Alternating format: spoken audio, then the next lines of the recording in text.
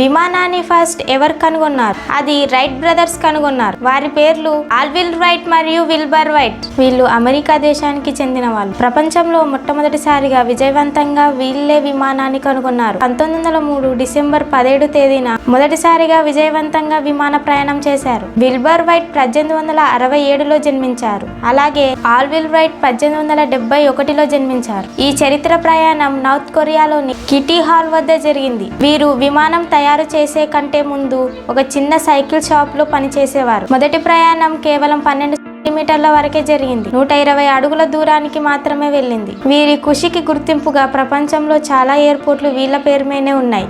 వాటిలో అమెరికాలోని బహీమో రాష్ట్రంలో గ్రేటర్ రైట్ బ్రదర్స్ ఎయిర్పోర్ట్ చాలా ఫేమస్. విల్బర్ రైట్ 1912 మే 30 తేదీన చనిపోయారు. ఆ తరువాత ఆల్విల్ రైట్ గారు 1948 జనవరి 30 తేదీన చనిపోయారు.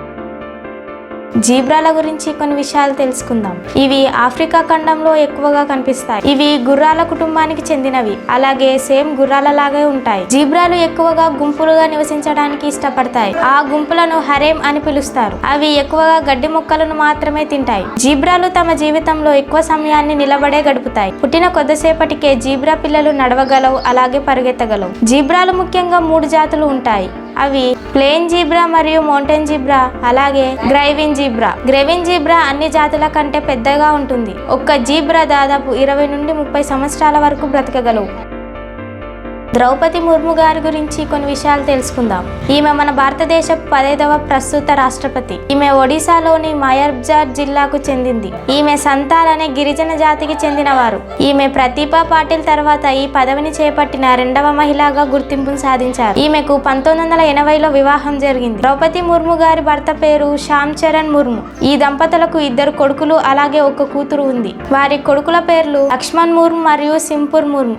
ఆమె కూతురి పేరు ఇతిశ్రీ ముర్ము. రాష్ట్రపతిగా ఎన్నిక కావడానికి ముందు ఈమె జార్ఖండ్ రాష్ట్రానికి గవర్నర్ గా పనిచేశారు. ఒడిశాలోని రాయరంగపూర్ నియోజకవర్గం నుండి ఈమె 2 సార్లు ఎమ్మెల్యేగా గెలిచింది. రాజకీయాలలోనికి రాకముందు ఈమె ఒక టీచర్ గా పనిచేశారు. ఈమె భర్త శ్యామ్ చరణ్ గారు 2014లో మరణించారు. అలాగే మొదటి కొడుకు కూడా 2009లో చనిపోయారు. ఆ తరువాత 2వ కొడుకు 2013లో జరిగిన రోడ్డు ప్రమాదంలో ఈయన కూడా మరణించారు. ఈమె జీవితంలో ఎన్నో విషాదాలను ఎదుర్కొన్నా సరే దృఢ సంకల్పంతో ముందుకు సాగింది.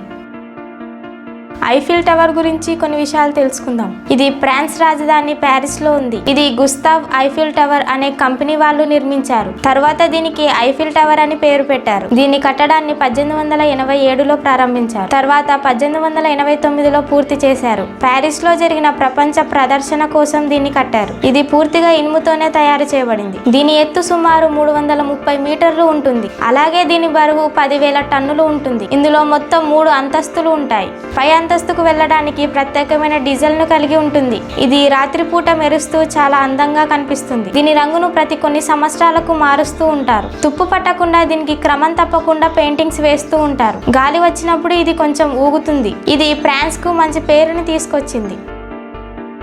ఇటలీలోని పీసా వాల్ టవర్ గురించి కొన్ని విషయాలు తెలుసుకుందాం.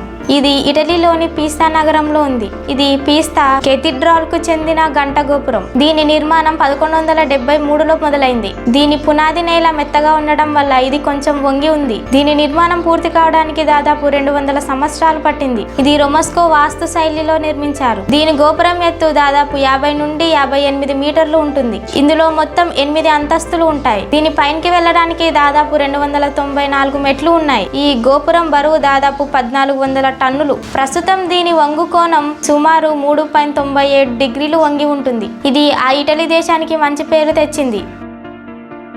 మదర్ తెరీసా గారి గురించి కొన్ని విషయాలు తెలుసుకుందాం. ఈమె 1910 ఆగస్టు 26న జన్మించింది. ఈమె 1929లో భారతదేశంలోని కలకత్తాకు చేరుకున్నారు. ఈమె రోమన్ క్యాథలిక్ సన్యాసికి ఈమె జీవితాన్ని అంకితం చేశారు. పేదలకు, అనాథలకు మరియు రోగుల సేవ కోసం ఈమె 1950లో మిషనరీస్ ఆఫ్ చారిటీ అనే సంస్థను స్థాపించింది. ఈమె సేవలకు గుర్తింపుగా 1979లో నోబెల్ శాంతి బహుమతి కూడా వచ్చింది. ఈమె పిల్లల కోసం శిశు భవన్ అనే ఒక సంస్థను కూడా స్థాపించారు. ప్రపంచవ్యాప్తంగా 130 దేశాలలో ఈ సంస్థలు ఉన్నాయి. ఈమె గుర్తింపుగా మన దేశంలో చాలా సంస్థలు ఈమె పేరుపైనే ఉన్నాయి. ఈమె పేరు మీద చాలా మంది ఆశ్రయం పొందుతున్నారు. ఈమె చివరిగా సెప్టెంబర్ 5, 1997లో కలకత్తాలో కన్నుమూశారు.